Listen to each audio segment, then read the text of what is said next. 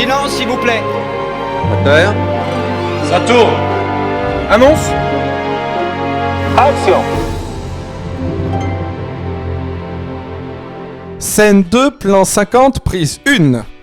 Ah, ça c'est du clap, comme on les aime, hein, n'est-ce pas? Ah, bah pour notre 50e, notre première de décembre. Enfin, 10e si on veut chipoter un peu, hein. 50e, c'est plus marquant. Et ça justifie mieux le clap tonitruant. Bon, allons-y, mais bon, notre nouveau concept qu'on a commencé il y a 10 émissions, en l'occurrence, reprend donc ces 5 mots qui sont prononcés sur un plateau de tournage avant une prise. Donc silence, Moteur, ça tourne. annonce, Et enfin, action. le film que l'on recommande notamment. Et n'oublions pas que de silence à annonce, il y aura une gradation dans les sorties, de la plus importante à la plus confidentielle, on va dire. Puis, rubrique coupée qui finira l'émission. Les sempiternels coupés au montage. C'est ça. Alors, on commence donc avec les sorties donc, du 4 décembre 2019, et donc avec Silence. donc, Jumanji, Next Level.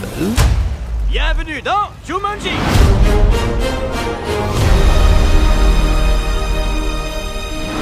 Cette aventure est encore plus difficile. Et souvenez-vous, l'avenir de Jumanji est entre vos mains. J'ai une question importante.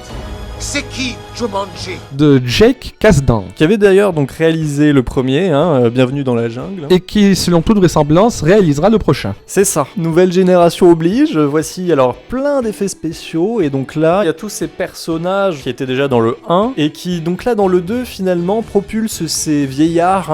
C'est surtout ça, dans des corps jeunes. Voilà, parce qu'il y en a deux, Danny DeVito. Et Danny Glover, je crois. Un autre Danny. Ouais.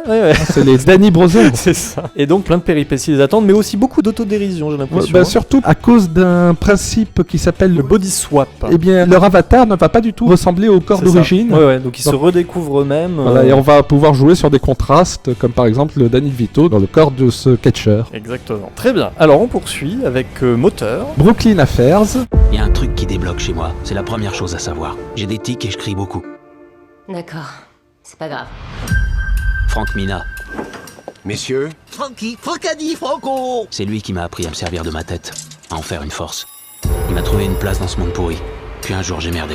De Edward Norton, surtout connu en tant qu'acteur, Fight Club notamment, un de ses rôles les plus emblématiques, mais il a déjà œuvré en tant que réalisateur, Oui, au nom d'Anna. où il jouait d'ailleurs aussi dedans. Bah, là, rebelote, hein. Et puis il tient un rôle assez intéressant. Un peu le rôle qu'avait tenu Ben Affleck dans Mr. Wolf, Oui, quelqu'un qui est atteint, alors là, dans ce film-là, du syndrome de... Gilles de la Tourette, sauf qu'il ne dit pas de grossièreté. C'est vrai. Et en fait, il a eu un mentor, on apprend... Joué par Bruce Willis. Ouais, exactement. Et bon, il va être pris en défaut, ce mentor, et il risque même de mourir, de ce qu'on comprend. Et il va vouloir sauver son honneur et se venger. Et résoudre cette affaire, voilà, parce que ce mentor lui aura appris à se servir de ses capacités cérébrales hors Oui. du commun pour la justice. Et là, en l'occurrence, il risque de se frotter à... Un homme de pouvoir, on imagine. joué par Alec Baldwin, Ouais, tout à fait. qu'on avait déjà pu voir d'ailleurs dans Beetlejuice de Tim Burton. Absolument. Et donc, on a l'impression qu'effectivement, cet homme de pouvoir joué par Alec Baldwin donc tire un peu les ficelles et pourrait être du coup à l'origine aussi du meurtre de son mentor. Il y a aussi une ressemblance avec une série policière américaine, Monk, qui dépeint la caricature des tocs avec une certaine tendresse et un humour. Ah, Donc bah, d'accord. je recommande, hein, Très bien, c'est noté. Alors, on poursuit avec notre Saturne. La famille Adams. Ce sont des monstres.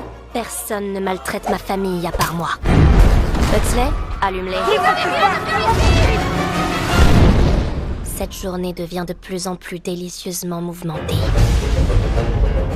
De Conrad Vernon. Et Greg Tiernan. Ils avaient œuvré tous les deux sur Sausage Party, mais sinon Conrad Vernon est plus connu pour avoir fait Shrek 2. Madagascar 3. Exactement. Et La famille Adams, donc, nouvelle adaptation, parce que Voilà, là... parce que rappelons, il y a non seulement la série, aussi Ah oui. une série animée dérivée, et les deux longs métrages, La famille Adams et les valeurs de la famille Adams. D'accord, oui, donc c'est vrai, ça s'inscrit dans une longue lignée déjà. Et là, on a l'impression qu'on suit surtout mercredi. Alors, selon la bande-annonce, oui, selon le synopsis, ce serait son frère Buxley que l'on suivrait parce qu'il doit passer une cérémonie Rite de passage, un peu. propre à la Pour famille, devenir pour un peu montrer... adulte. Mais en parallèle, voilà, on suit effectivement mercredi qui s'émancipe de plus en plus de ce côté sinistre. qui va aller même jusqu'à porter une barrette licorne rose. Voilà. L'horreur, c'est le rose, attention. D'ailleurs, phonétiquement, j'ai envie de dire, horreur, rose. Oui, c'est pas si éloigné finalement, méditons là-dessus. On poursuit avec donc Annonce. Seules les bêtes.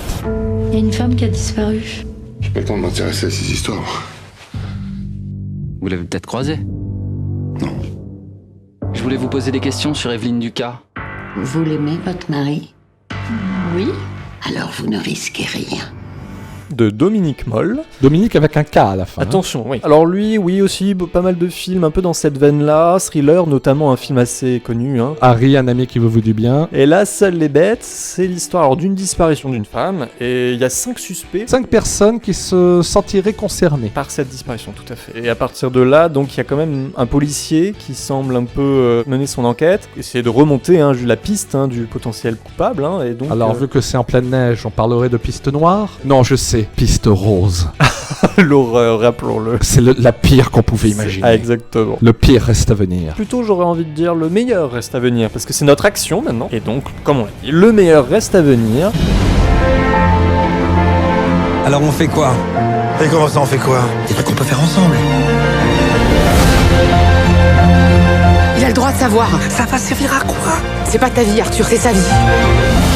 De Mathieu Delaporte et Alexandre de la Patelière. Alors, tous deux avaient déjà co-réalisé le prénom. Grand succès, rappelons-le. Et donc là, ils se retrouvent pour leur deuxième collaboration, avec Fabrice Lucchini et Patrick Bruel dans les rôles principaux. Et donc, c'est l'histoire de deux amis d'enfance qui, chacun, sont persuadés qu'il ne reste plus que quelques mois à vivre pour l'autre. C'est ça. Et l'un des deux a raison, bien sûr. L'un des deux a raison et l'autre a tort, mais qui est vraiment malade? Disons que la bande-annonce semble nous dire que dès le départ, Fabrice Lucchini n'est pas malade. Il sait que Patrick Bruel l'est, sauf que Patrick Bruel croit que c'est Fabrice Lucchini qui est malade, et tous deux vont vouloir sacrifier leurs instants pour vivre intensément les choses, faire ce qu'ils ont envie de faire, mais voilà. Avec en plus un petit bonus pour Fabrice Lucchini, est-ce qu'il doit révéler la vérité ou pas à son ami? Eh oui. Alors, on poursuit tout de suite et on termine avec notre rubrique coupée. It Must Be Heaven de Elia Suleiman. Il était à Cannes, on en avait déjà parlé dans une de nos émissions spéciale Cannes, tout à Cannes fait. Sérum. Donc ES, réfugié palestinien. Alors qui fuit la Palestine, effectivement. Et bon, alors ça nous aura pas échappé. ES, c'est le nom du réalisateur, enfin les initiales. Ah, c'était ça. Moi, je croyais que c'était un nom de code, par exemple ES 117. Et donc il fuit, et puis plus il fuit, puis son pays le rattrape quelque part. Et donc on termine cette rubrique avec Le Voyage du Prince de Jean-François Laguioni et Xavier Picard. Alors Jean-François Laguioni, toute une histoire, un des grands noms de l'animation française, qui avait commencé avec Gwen et le Livre de Sable et qui avait poursuivi en deuxième long métrage avec Le Château des Singes. D'accord. Et là, c'est plus ou moins une suite quand même au Château des Singes. Voilà, c'est plus ou moins une suite. Mais il est à noter que le prince que l'on voit échouer sur une plage, eh bien, n'est nul autre que le monarque du Château des Singes, qui avait été donc passé pour mort par son grand chambellan qui voulait prendre sa place. Et cette idée d'une odyssée qui se crée entre ce monarque, c'est ça? Et le fils de deux scientifiques. Les deux scientifiques en question veulent prouver à l'Assemblée qu'il existe un monde au-delà du leur. Et ils vont sauter sur l'occasion de la survenue de ce roi comme preuve qu'un au-delà existe. Exactement. Bon, encore vraiment une excellente semaine, mais récapitulons un peu toutes ces sorties justement. On commence avec Silence, Jumanji Next Level de Jake Kasdan, puis Moteur, Brooklyn Affairs de Edward Norton, puis Saturne, La Famille Adams de Conrad Vernon et Greg Tiernan, puis Annonce, Seules les bêtes de Dominique Moll, et enfin Action, Meilleur reste à venir de Mathieu Delaporte et Alexandre de la Patelière. En tout cas, ruez-vous dans les salles et puis dites-nous ce que vous avez pensé des films, pourquoi pas d'ailleurs. On attend vos retours. Oui, volontiers, et puis on vous dit de toute façon à la semaine prochaine. Parce que tous les chemins mènent à Ciné Sérum. Coupé.